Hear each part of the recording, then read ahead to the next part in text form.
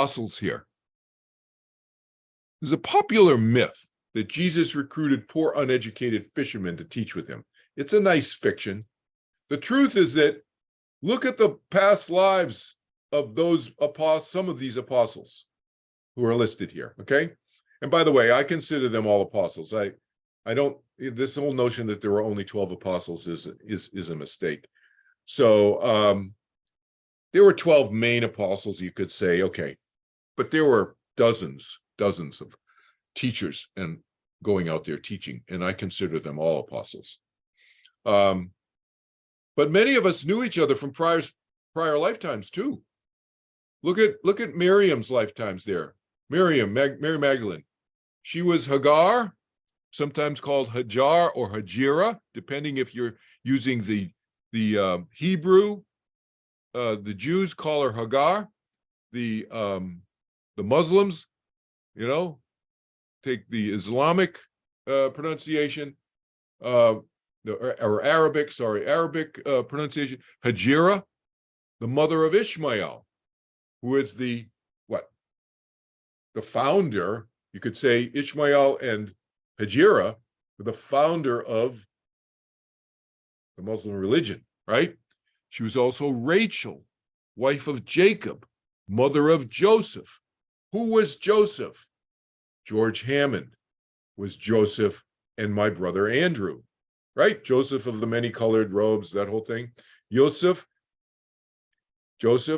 and Benjamin. She's the mother of Benjamin. She died in childbirth. Rachel died in childbirth, giving birth to Benjamin, right? That's Mary Magdalene. That's Miriam. She was also Claire of Assisi. People know, right? Claire of Assisi. St. Clare, later sainted by the Catholic Church, et cetera, right? Look at that. Look at her journey there, we'll say.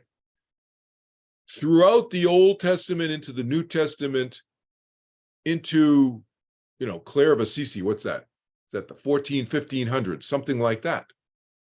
So we're going back we're talking probably 4,000 or 5,000 years span there. Similar to Andrew, look at Andrew's span. From Brigu, 3000 BC, to Mark Twain, and then 1900, right? 5,000 years, right? John, ancient friend of Jesus. That's why Jesus had John, the Apostle John. There were many Johns, but we're talking about the Apostle John here. That's why Jesus had John take care of his parents. He was very close to John long before he had worked with him, long before the John the Baptist and Jesus project. None of this is captured in the Bible, right? John was also Benjamin. Who was the mother of Benjamin? Rachel.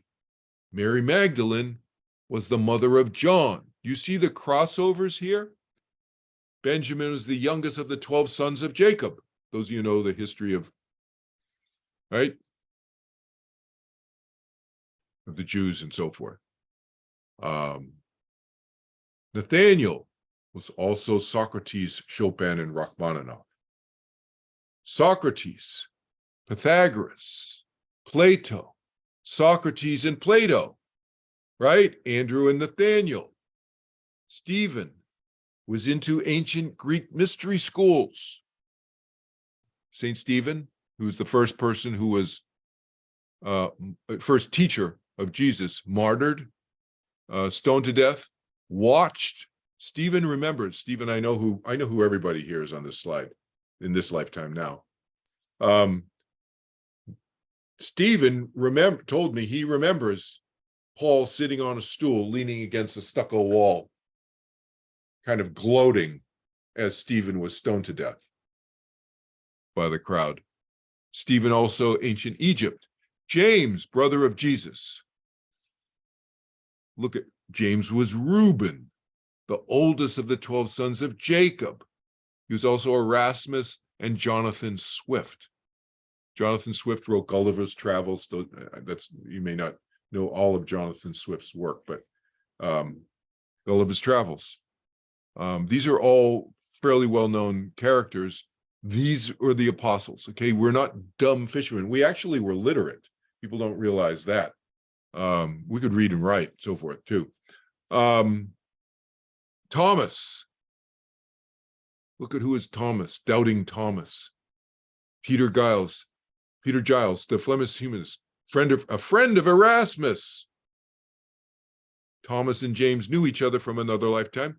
Thomas was also Henry David Thoreau.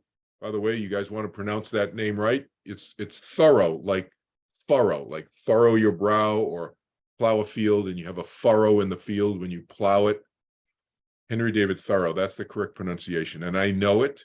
It's the correct pronunciation because the curator of the museum at Walden Pond, where Henry David Thoreau wrote Walden Pond and many of his works, the curator of the museum took me aside when I was a senior in high school before I introduced the curator of the museum and the Walden Pond whole experience to the what I think our auditorium in high school sat 800 people.